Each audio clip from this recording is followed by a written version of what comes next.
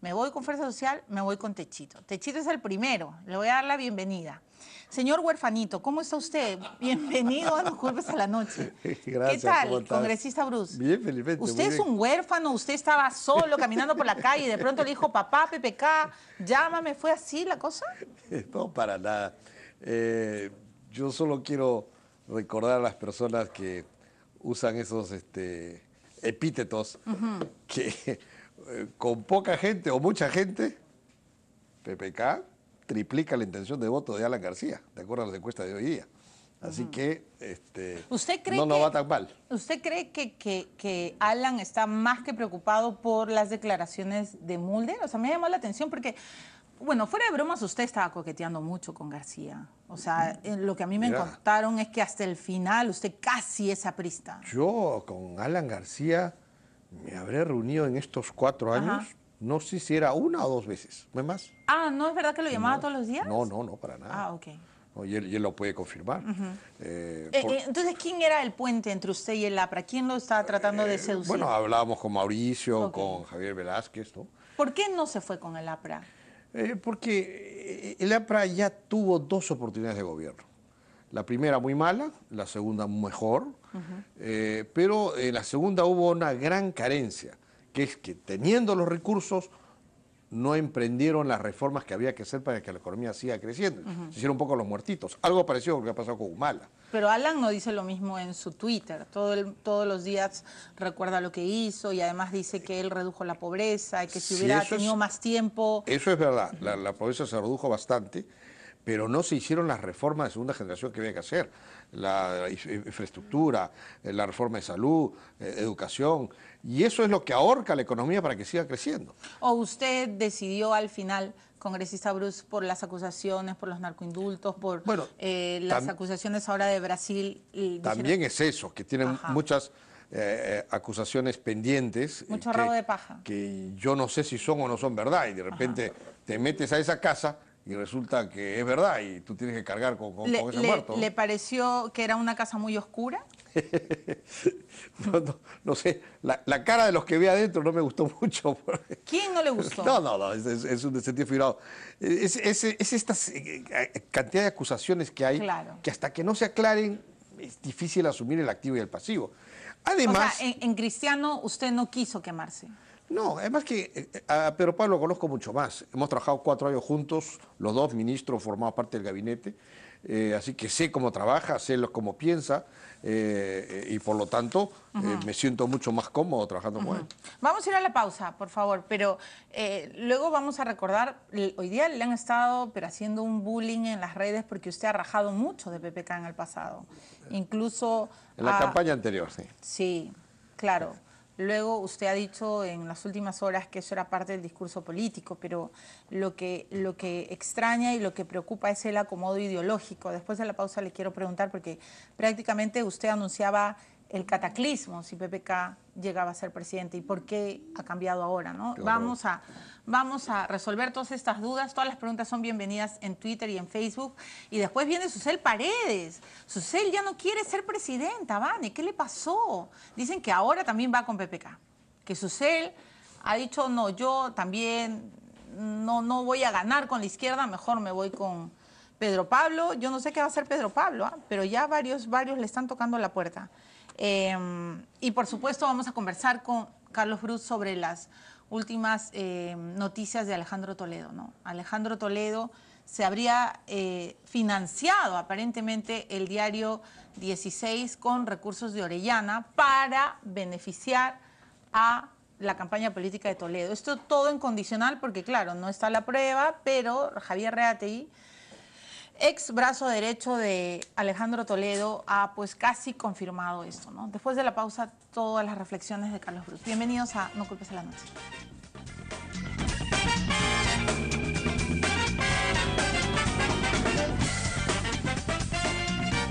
Bueno, antes de seguir entrevistando al congresista Carlos Bruce, tenemos el señor Javier Reategui Rosselló, nos ha mandado ha mandado a todos los periodistas un comunicado. Lo que él ha dicho más o menos en resumen es que en efecto, a pedido del presidente Toledo, él organizó una cena en su casa a fines del 2009 que era para él y sus invitados, para los invitados de Toledo, que él desconocía quiénes iban a asistir. Todo el mundo se lava las manos con Toledo, ¿no? Se han dado cuenta, Maiman, ahora Reati, y bueno.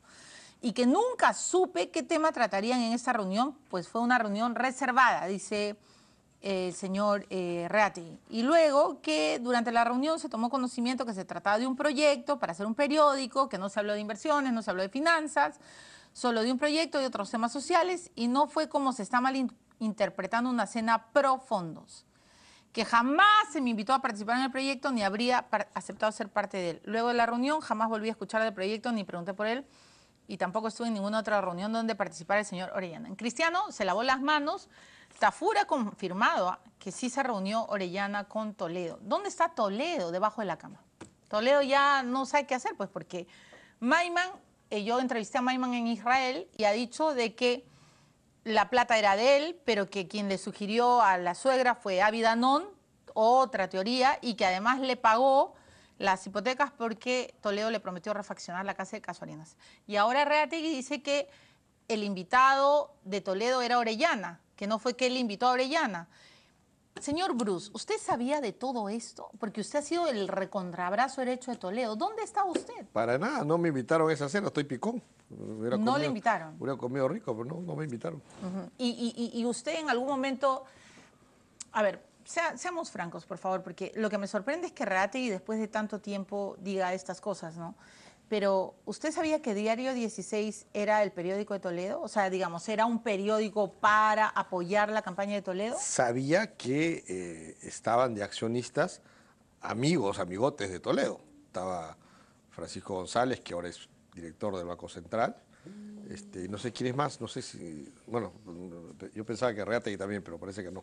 Entonces pero para usted Diario 16 era un proyecto periodístico hecho especialmente para la campaña electoral para apoyar a Toledo. Era obvio porque su línea editorial así lo indicaba, no, nadie es tonto, ¿no? Y estaba de accionista un gran amigo de Toledo. Entonces dije yo, bueno, amigos de él han puesto un diario para que lo tenga a su servicio.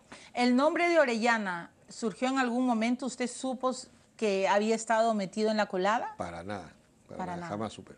Y entonces, señor Bruce, ¿qué quiere decir? ¿Que los candidatos tienen periódicos hechos a medida? Porque Belaúnde Locio ha dicho en varios capítulos de esta historia que la primera fue hecha para apoyar a Ollantumala. Sí. Diario 16 es hecho para apoyar, ¿no es cierto?, a Toledo. ¿Y ahora qué periódico va a tener usted para apoyar a PPK? No, nosotros no tenemos periódico. Lamentablemente la libre empresa te permite eso, ¿no? Y está muy mal porque es un poco, ya no hablamos de techo propio, sino diario propio, ¿no? Y de esa manera no hay nada de objetividad, sino todas las noticias, no solo la página editorial, sino todas las noticias están cargadas con una línea a favor de un candidato y en contra de otro, ¿no? Y tú ves a veces, como ahora están de aliados Toledo y Humala, estos diarios a veces tienen portadas muy similares, ¿no? Como si hubieran coordinado. Y claro, esto colgado en los puestos de periódicos tiene su impacto. Claro, pero lo preocupante creo que en tiempos de elecciones es saber de dónde sale la plata, ¿no? Sí, claro. O sea, además, finalmente un medio de comunicación tiene una línea editorial y cada uno sabe más o menos, el público no es tonto, para dónde va, para dónde dispara cada periódico. Pero lo que preocupa es que surjan medios de comunicación expresamente en un tiempo electoral, pero ¿con qué plata? O sea, hacer un periódico no es poca cosa. Y es una práctica común en el Perú que en las campañas electorales surgen periódicos y después la campaña desaparece. ¿PPK no va a tener un periódico? No he escuchado que nadie tenga un proyecto en ese sentido. No, y si lo tuviera no me lo diría tampoco, ¿no? No, bueno, no, te digo que no lo he escuchado y nadie me ha planteado una cosa así, ¿no? Congresista Bruce, usted fue muy crítico de PPK. Sí. Incluso tuvieron cruces de palabras, ustedes dos, PPK le decía excitado, que tomara un Xanax, usted le decía que iba a venir un hecatombe, el cataclismo. ¿Por qué ha cambiado?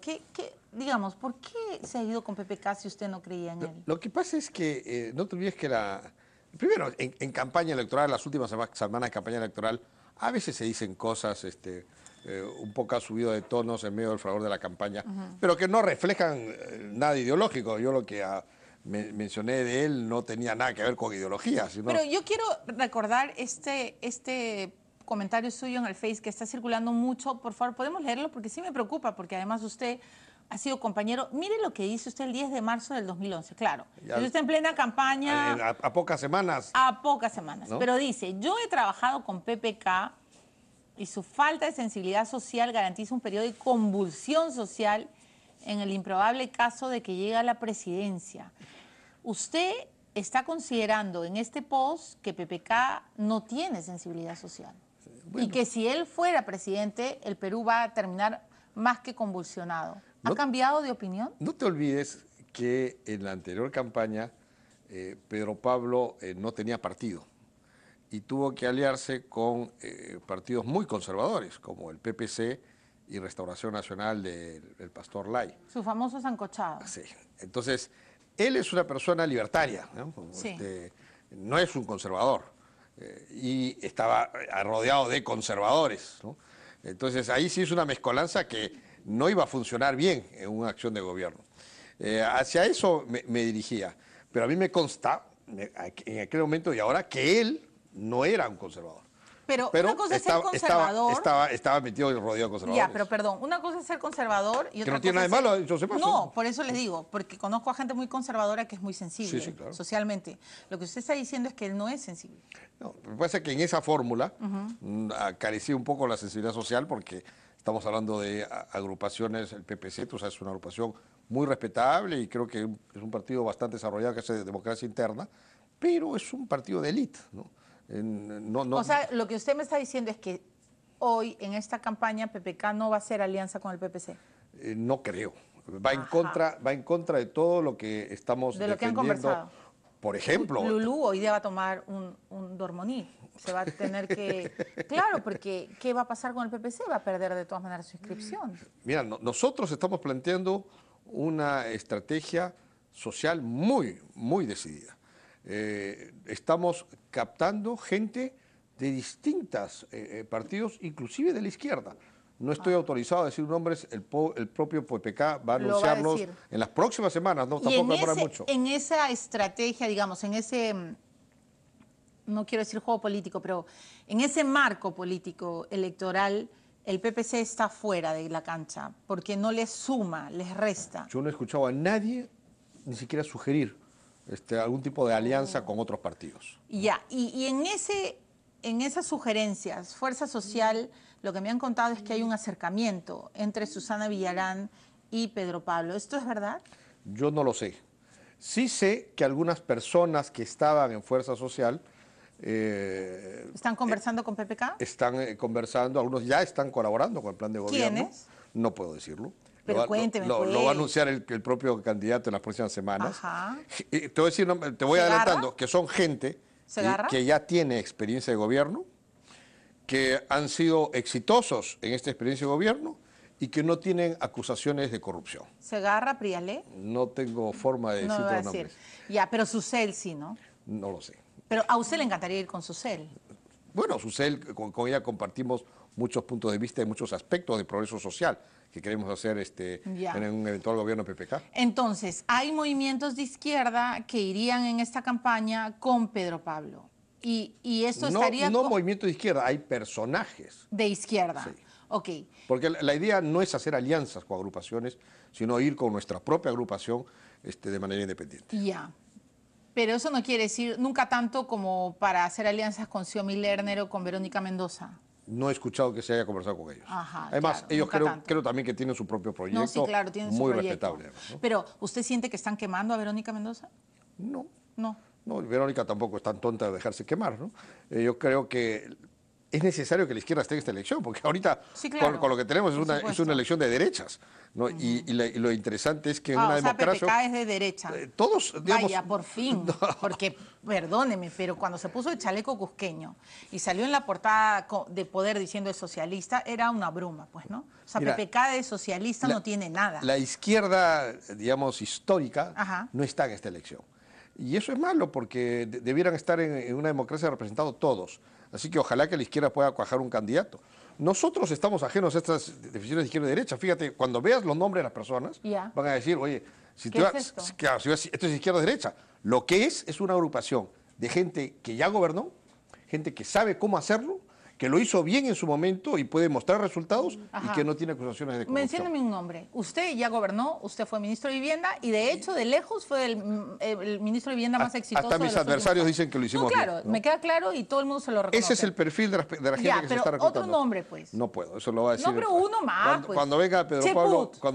Pablo, tú se lo vas a poder preguntar. Pedro Pablo no me da bola, no sé por qué. Pero bueno, Cheput. Pregúntale a él, no lo sé. El candidato es el que va a anunciar los Mecha nombres. Arauz. El candidato lo va a anunciar, no lo sé. Es que yo estoy viendo sus ojitos, a ver si se mueven. Estoy tratando de hacer lenguaje Pero corporal. aquí, lo que pasa es que nuestro análisis es el siguiente. Hemos tenido ya muchas experiencias de partidos que presentan una ideología, vamos a cambiar el modelo económico, llegan al gobierno Y no hacen nada. y el modelo económico no se mantiene. ¿Por qué? Porque el modelo económico demostró que podía reducir la pobreza y por lo tanto no había sentido cambiarlo. Lo que nosotros queremos es gente que sepa gerenciar. Lo que ha faltado en el gobierno de García y en el gobierno de Humala es gerencia. Gente que agarre los recursos inmensos que teníamos y los convierta en agua, luz, desagüe, título de propiedad, vivienda, salud, educación. Y para usted, PPK, digamos, bajo esa perspectiva, sería el mejor gerente, superior a Keiko. Yo pienso, sí, sin duda. ¿no? O sea, Pero Keiko no sabe hacer nada salvo ser hija de Fujimori. yo no voy a ponerlo en esos términos, estoy seguro que sabe hacer muchas cosas, pero no tiene la experiencia de gobierno que tiene PPK. Fíjate, el próximo año el país va a estar en una situación económica más complicada. En pocos meses la Reserva Federal de Estados Unidos va a aumentar la tasa de interés, muchos capitales van a migrar hacia esa plaza y nos va a complicar más la situación económica del Perú. Y requerimos a alguien que nos saque de esta crisis y nos haga retomar de nuevo el crecimiento en el que estábamos. Pedro Pablo en el 2001 recibió el país en recesión franca, con un déficit fiscal que bordeaba el 3%, y dejó el país en un crecimiento que disfrutaron Alan García y disfrutaron Ollanta Humala. Él sabe cómo hacerlo y demostró que lo puede hacer. Al igual que yo también ofrecí viviendas y hicimos un programa innovador de viviendas. Es decir, en este equipo hay gente que ya ejerció la función pública, lo hizo bien y de manera honesta. O sea, y esa es la gerencia que pensamos proponerle al país para que nos lleve los siguientes 5 años a una escala más de desarrollo y no como está ocurriendo ahora, que nos va a dejar el país en peor situación de lo que lo recibieron. Ya, usted está diciendo de manera honesta, o sea, lo que está tratando de garantizar es que quienes vayan con Pedro Pablo no van a tener acusaciones ni demandas, ni de lavados, ni de corrupciones, ni de sobornos, ni de nada. Para nada. ¿Y si se descubre? O sea, eso inmediatamente se le separa. Pero es gente que ya pasaron muchos años y nadie les ha descubierto ningún acto indebido, ¿no? Usted acaba de decir algo que me parece esencial. Pedro Pablo va a reunir a gente que ha gerenciado y que ha hecho las cosas, pero Pedro Pablo demostró con la elección pasada que era incapaz de sostener al grupo cohesionado. El sancochado que entró al Congreso terminó diluyéndose, la sopa se enfrió y una papa estuvo por un lado, el camote por el otro. Pudimos apreciar la destrucción de un frente y usted mismo lo ha vivido en el Congreso. Sí. ¿Cuál es la garantía de que Pedro Pablo, si fuera presidente, va a ser un buen líder? Porque si fue incapaz de cohesionar a un grupo parlamentario, ¿cuál sería la diferencia ahora? La garantía es que ahora ya no vamos a hacer alianzas con otras agrupaciones. Que eso fue lo que ocurrió, era un grupo de alianzas y Pedro Pablo vino como invitado sin tener ningún partido él. Era un invitado externo. O sea, ¿no van a firmar con ningún partido? La idea es no hacer alianzas. Sí aceptamos la cooperación particular de personas que, repito, tengan experiencia de gobierno, lo hayan hecho eficientemente y que sean honestas.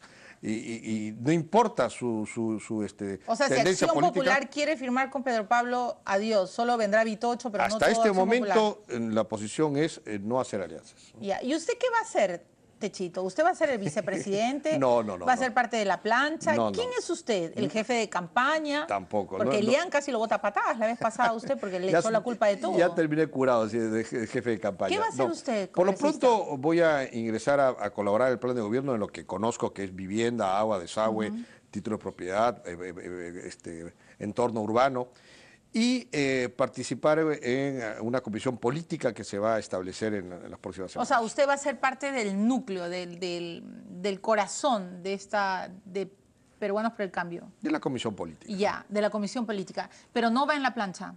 No hemos conversado nada de eso. ¿Y le gustaría ir en la plancha? Mira, si tú me lo preguntas, Sí, yo le ahora, estoy preguntando. Yo creo que Pedro Pablo debería buscar a una, de vicepresidenta, primera vicepresidenta, a una mujer ¿Ya? técnica y que haya tenido experiencia de gobierno, ¿no? Creo que ese es el mejor perfil que él puede tener para una plancha. Ahora, la misma recomendación le dice a Toledo, y Toledo el día anterior me dijo, quiero que tú seas vicepresidente, ¿no? Entonces, las circunstancias a veces te cambian, pero yo creo que hoy, si me preguntas, ese debería ser el perfil del vicepresidente Pedro Pablo. Vamos a una pausa, pero ¿cuánto va a pesar su identidad sexual, congresista? Porque también... No tengo que ver, no veo por qué eso importe.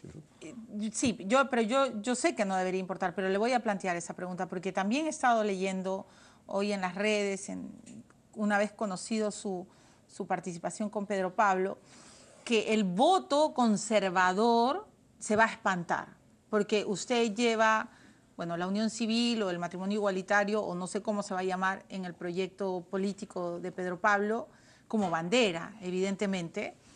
Y lo que están diciendo desde ya es que los católicos, los conservadores, ni hablar van a votar con Pedro Pablo. Y usted sabe que el Perú es básicamente un país católico, o se mezcla mucho la política con la religión. Después de la pausa le voy a hacer esta pregunta a Carlos Brus. Y luego viene, por supuesto, Susel Paredes, que yo creo que se va con Pedro Pablo, pero de repente pues es un chisme malo, Vane, no lo sé. Al final, Susel ha dicho en su Twitter que renuncia a su candidatura porque tiene que enfrentar al enemigo con un frente más amplio. Ahora, ¿quién es el enemigo? Esa es la pregunta que ella también va a resolver. Ya regresamos.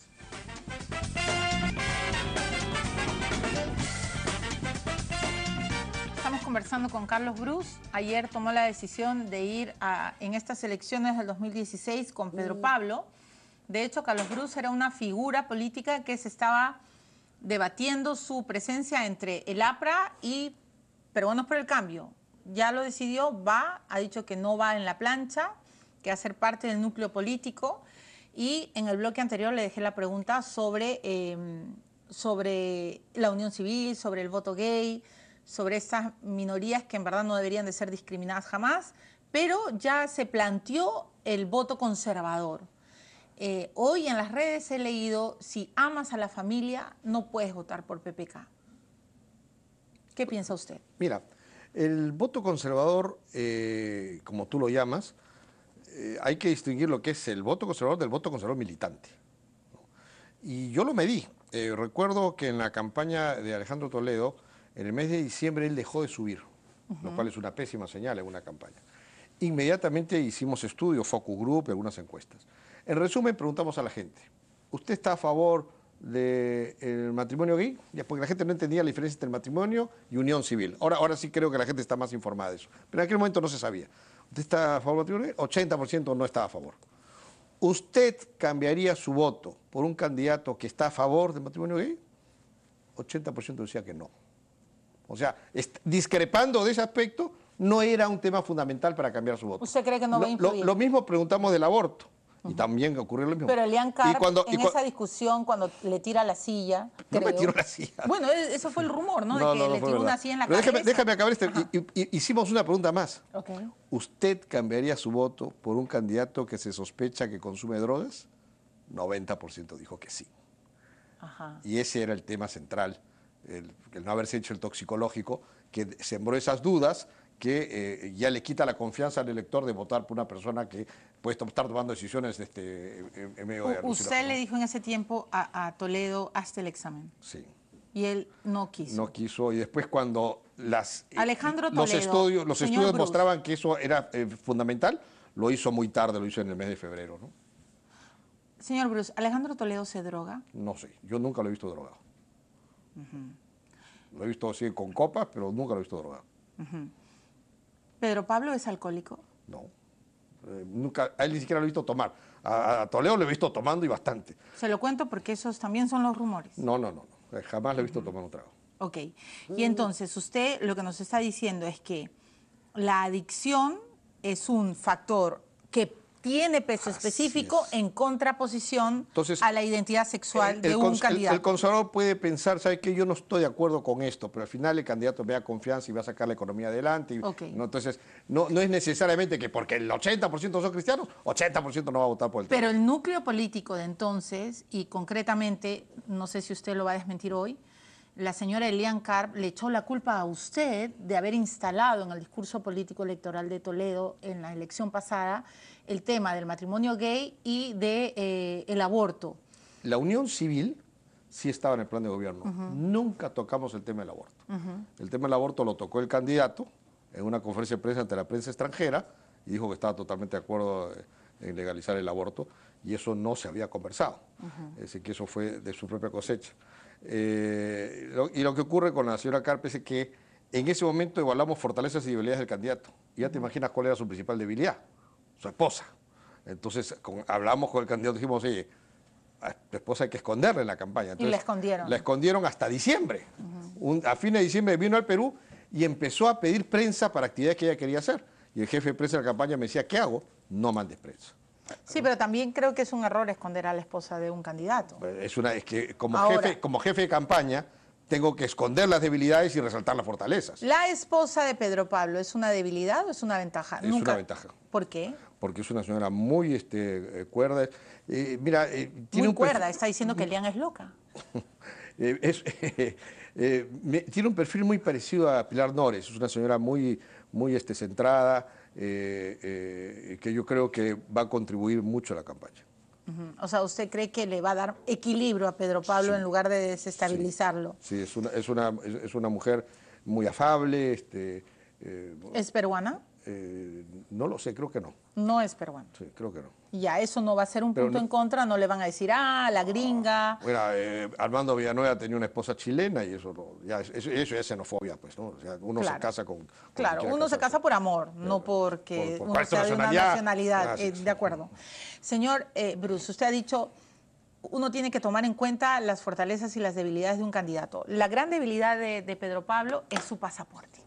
La telenovela del pasaporte, que lo doy, no lo doy, que pago mi impuesto, no lo pago, que es muy caro. Al final, ¿cuándo vamos a resolver ese capítulo? Yo hice la misma pregunta antes de tomar la decisión. Okay. No solo me dijeron, sino me mostraron todos los papeles que demuestran que ya casi el 70-80% del trámite está concluido, y te lo puedo decir con seguridad, que antes que él se inscriba con su plancha en el Jurado Nacional de Elecciones, él va a tener solamente la nacionalidad peruana porque nació en el Perú y solo tendrá el pasaporte peruano. Nos está asegurando eso. Mire que va a quedar grabado. ¿Sí? Antes de presentar su plancha. Así es. Él va a decir, soy peruano, no tengo otro pasaporte. No tiene otra nacionalidad. Bueno, ojalá no se achicharre este chito. Te aseguro que no tengo vocación de bonzo. No tiene vocación de bonzo. Ok. El otro tema. PPK es muy gringo, PPK no va a empatar, PPK puede quizás tener algo de acercamiento en la capital, pero en las zonas rurales ni siquiera, no empata, ¿no? Y además PPK, a diferencia de Keiko, no ha viajado tanto. Keiko desde el primer día de su derrota empezó a transitar por provincias, y entonces lo que no están tomando en cuenta es el voto provinciano, el voto del interior. ¿Cómo va a hacer para vencer esa barrera? Pedro Pablo ha empezado a viajar al interior del país. Hace poco, cercanos a las fiestas patrias, estuvo en un punto de la frontera que nunca ha ido ni un candidato en la zona de selva.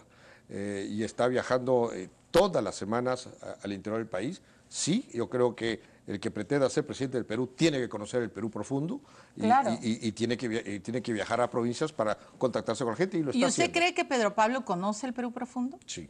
No tienes idea lo mucho que lo conoce. Él ha viajado de manera anónima, inclusive cuando era ministro de Economía, se subía a su carrito y se iba con su esposa y viajaban por el interior del país, y a veces aparecía un pueblo sin seguridad, sin nada, y la gente no le creía que era ministro de Economía. ¿No? Pero usted es consciente, congresista Bruce, que la gran pelea en esta elección es por entrar a la segunda vuelta, porque aparentemente Keiko la tiene segura. No sé si usted coincide con mi reflexión. Obviamente nadie parece va a tener 51% de los votos para ganar en primera vuelta.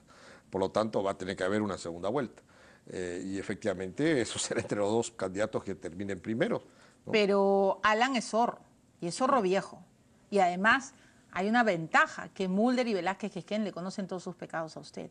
Lo van a atacar de alma. Ya puedo ver. Créeme, los pecados que yo pueda tener ya son de conocimiento público, así que no hay nada nuevo que me puedan sacar. No tiene nada debajo, ninguna. Para nada. No va a haber ningún acto de corrupción, de Todo- ningún asesor. Todo está transparente. Lavajato, Lavallato no lo El proceso alcanza. que me inició este gobierno con la Fiscalía ya se comprobó que no tengo ningún desbalance patrimonial, como ellos quisieron saber. Y Lavallato no lo va a alcanzar Y después usted me porque quisieron fue acusar de ministro. evasión de impuestos de cuando fue ministro de Estado. Sí. Esa fue la acusación. Sí. Felizmente la SUNAT ya sacó una carta diciendo que el señor Bruce no debe un sol de impuestos del momento que fue ministro de Estado. Así que todas las Lavallato no acusaciones- lo va a alcanzar, señor Bruce. Para nada. Yo he sido ministro de Vivienda, no he sido ministro de Transportes y además en el último año del gobierno de Toledo yo ya no fui ministro. Así El que gobierno estoy muy de lejos eso. Toledo, señor Bruce, usted fue parte importante y usted ha estado en la campaña anterior. Presume, digamos, hay atisbos de duda hoy en su cabeza sobre posibles actos de corrupción y de soborno. Se lo pregunto porque la Fiscalía tiene muchas dudas sobre el gobierno de Toledo e incluso están tratando de enlazar el dinero de Maiman con Ecoteva y el razonamiento del fiscal es que parte de ese dinero habría sido las propinas, los sobornos y que Maiman le estaría blanqueando el dinero a Toledo. ¿Cuál es su Mira, reflexión? yo te respondo de la siguiente forma. Antes de Coteva, yo no veía ninguna base para que las acusaciones de probables actos de corrupción tengan algún sentido. Después de Coteva me lleva una gran decepción. ¿Por qué? Por las explicaciones contradictorias que da. Tú sabes que cuando dices la verdad, basta una explicación bien explicada en 10 minutos en televisión y se aclaró el tema. Pero ¿Cuál es su sospecha, señor Bruce? ¿Que ese dinero es mal habido? ¿Que ese es dinero un no es dinero de muy Maiman? santo. Yo creo que es un dinero que no es muy santo, no me atrevo a dar ninguna explicación. Pareciera que Maiman le estaba guardando la plata a alguien, no lo sé. Pero que esas contradicciones es propias de alguien que está mintiendo es clarísimo y es realmente una gran decepción de la que me llevamos. O sea, lo que me está diciendo es, antes de Coteva, yo no creía que Toledo hubiera tenido algún protagonismo en un acto de corrupción. Así es. Por las mentiras de Coteva, ahora lo dudo. Así es. Ese es exactamente lo que pienso de ese caso, ¿no? Ok, ¿y tiene algo que decir sobre Reati y sus últimas declaraciones y sobre Orellana y sobre todo lo que ha ido pasando? Me han sorprendido. ¿Por qué las dice ahora? ¿Por qué no las dijo antes? Y bueno, no sé si eso tiene un reflejo de una lealtad muy grande o no, pero el final, ¿para qué esconden una reunión? Si no había nada de malo, no había por qué esconderlo. Eso también van a tener que aclarar, ¿no? ¿Usted le recomienda a su ex amigo Toledo que no se presente? No me atrevo a recomendarle a él que haga nada. Él es dueño de sus propias decisiones y ya es un político cuajado, ha sido presidente de la República. Yo creo que él se va a presentar de todas maneras porque él necesita presentarse. ¿Por qué? Para de esa manera decir que es una víctima de personas que no quieren que él sea es un perseguido presidente. político. Así es. Y de esa manera sustenta cualquier asilo en Israel o cualquier otro país, ¿no? ¿Toledo tiene otro tipo de pasaporte que no sea peruano? Yo no puedo saber si tiene un pasaporte israelí o no. Pero usted ha sido su amigo. Sí, pero no, él nunca me lo enseñó. En la coyuntura actual, yo creo que Toledo es suficientemente inteligente para tomar sus precauciones y no me extrañaría que eso sea un caso real, ¿no? O sea, ¿usted no le extrañaría que Toledo tenga otro tipo de pasaporte? No me extrañaría. Muy bien, voy a terminar esta entrevista. Señor Bruce, en Twitter le están diciendo si PPK va a juntar perro, pericote y gato, si va a hacer algún tipo de milagro, que es no sé, qué es en esta elección, quién va a ser PPK, si nos podría regalar esa última frase. Va a ser una gerencia eficiente del país. Ya las izquierdas y las derechas se han sobrepuesto en el mundo entero. Ahora el reto es ser eficiente o no serlo. Y uno no necesita ser ni de derecha ni de izquierda para ser eficiente. Para hacer viviendas como la que hice yo, hay que ser de derecha o hay que ser de izquierda. Hay que ser eficiente, nada más. Para darle salud a la gente, para darle educación, para ponerles agua. Hay que ser eficiente. Y el gobierno de Pedro Pablo va a estar rodeado, insisto, de gente que ya tiene experiencia de gobierno, tanto a nivel de gobierno local, municipal o nacional, que ya ha tenido historia de eficiencia en esa gestión y que no tienen ninguna acusación de corrupción. Bueno, muchas gracias. Ya lo han visto, Techito está en campaña. Vamos a ver qué pasa en los próximos días. Y ahora